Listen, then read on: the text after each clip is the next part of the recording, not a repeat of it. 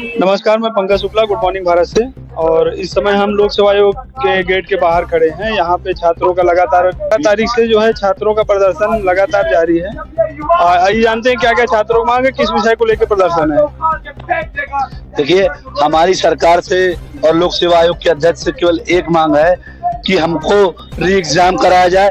इस आरओ की भर्ती को जो 11 तारीख को परीक्षा हुई थी, इसको तत्काल प्रभाव से निरस्त कर दिया जाए। इन्होंने हम लोगों से कहा कि एसटीएफ की जांच बढ़ गई है। अगर जांच बढ़ गई है, आप पत्रकार हैं, बताइए, अगर जांच बढ़ गई तो इसका मतलब पर्चा लीक हुआ तभी जांच बैठी है, नहीं तो आप जांच बैठाते ना। तो इसीलिए हम लोगों ने कहा कि उत्तर प्रदेश लोक सेवा आयोग नहीं, उत्तर प्रदेश लीग सेवा आयोग है। कुछ लोग तो कह रहे हैं कि उत्तर प्रदेश लीग सेवा आयोग नहीं, उत्तर प्रदेश चिलम सेवा आयोग हो गया है। तो मैं आपसे बताना चाहता हूं कि हाई कोर्ट में, लखनऊ हाई कोर्ट में सीजीएम बेंच पर क्या कहते हैं, अमिताभ ठाकुर पूर्व आईएएस सर हैं, जो छात्रों की डिमांड पर वो लड़ाई लड़ रहे हैं। उन्होंने आज मुकदमा भी दायर कर दिया है।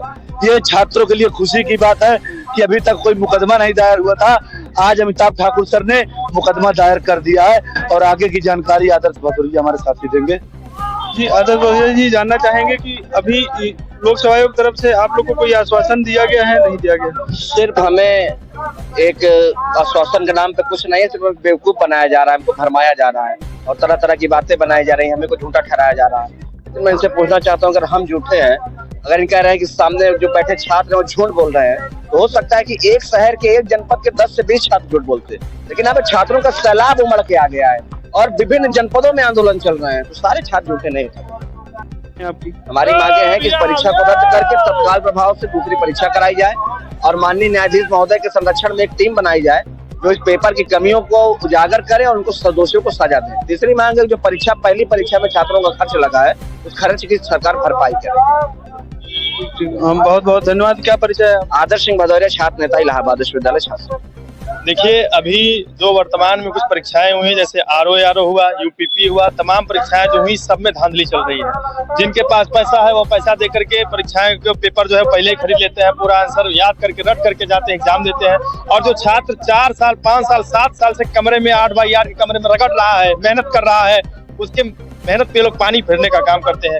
ये वर्तमान की सरकार, मैं इसको बताना चाहता हूँ कि यदि आपको यही करना है तो आप इनको बिना एग्जाम के बैठा दीजिए। जब आपको पैसा लेकर ही बैठाना है तो आखिरकार हमारा जो 400 रुपया फॉर्म का पैसा लेते हैं, जो हम 4 साल, 5 साल, 7 साल मेहनत करते हैं, जब हमें पता है कि हमें नौकरी नहीं मिलने वाली, तो आप बताइए ना कि हम नौकरी नहीं देंगे आपको। जो पैसा देगा हम उसको नौकरी देंगे, तो हम पैसा देकर भी नौकरी खरीदने का काम करेंगे। लेकिन बताएं तो, जो करना है खुलेआम करे।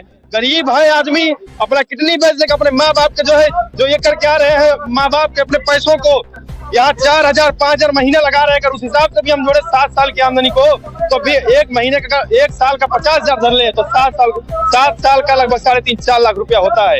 आदमी इतना पैसा खर्चने के बाद उसको नौकरी नहीं मिलती है। उसके माँ बाप के सपने साकार करने के लिए जो आता है इलाहाबाद में पढ़ने के लिए, प्रयागराज में, उत्तर प्रदेश से नहीं पूरे भारत के कोने कोने के लड़के यहाँ पढ़ने आते हैं, लेकिन उसके बाद भी यहाँ छात्रों का जो हुजूम है, उनके साथ अन्याय इस तरीके का होता है, तो बताइए छात्र कैसे बर्दाश्त करेगा? छात्र उसी 8 बाई 8 के कमरे में पढ़ता है और उसी पंखे में फंदा बांध करके लटक जाता है और अपनी अंतिम सांस वहीं ले लेता है। तो क्या ये अन्याय जो छात्र है उन्हीं के साथ होगा? पूंजीपतियों का बोलबाला क्यों है? क्यों पूंजीपतियों की बातों को सुनी जा रही है? छात्रों के साथ अन्याय क्यों किया जा रहा है? ये सरकार कहती है कि 2 करोड़ रोजगार हम हर साल छात्रों को देंगे, तो क्या 2 करोड़ रोजगार यही है कि सरकार छात्र जो है सड़कों पर निकल कर इनके खिलाफ आंदोलन करे या इनके खिलाफ अपनी आवाज को उठाए? उसके बाद भी ये सुनने को राजी नहीं है। ये लोक सेवा आयोग से अंदर अधिकारी बाहर नहीं आने को राजी है। बताइए कैसे छात्रों के साथ ये न्याय कर रहे हैं? ये गिनाएंगे, इतनी योजनाएं लाए, वो योजना लाए, कहाँ योजनाएं है? छात्रों के लिए कौन सी योजना है? जो माँ बाप का सपना लेकर इलाहाबाद प्रयागराज में आया हुआ है, वो किस मुंह से वापस जाएगा अपने घर? यही कहने जाएगा कि पेपर लीक हो गया था?